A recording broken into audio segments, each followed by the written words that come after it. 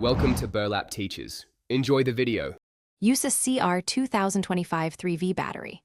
Gather a small flathead screwdriver or a plastic pry tool, a soft cloth, and the replacement CR2025 battery. Keep the original transponder chip in the fob, do not remove it. Work on a clean surface to avoid losing small parts and wear nitrile gloves if hands are oily.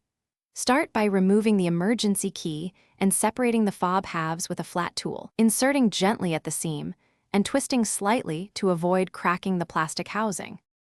Pry open along the seam with a plastic pry tool or flat screwdriver, moving slowly to release the clips without breaking them. Remove the battery tray, noting how the old cell sits and any foam spacer or plastic retainer. Note battery orientation. The positive side faces up toward the buttons, which is critical to avoid damage. Clean the contact surfaces with isopropyl alcohol on a cotton swab. Then replace with a new CR2025 3V battery and press until snug into the contacts and the tray sits flush.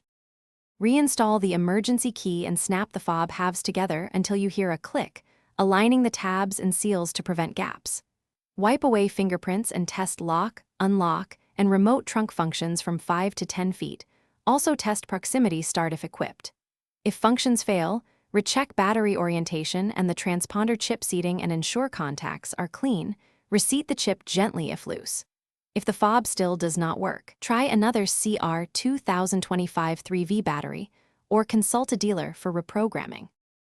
Thanks for watching. Consider subscribing if this video helped you.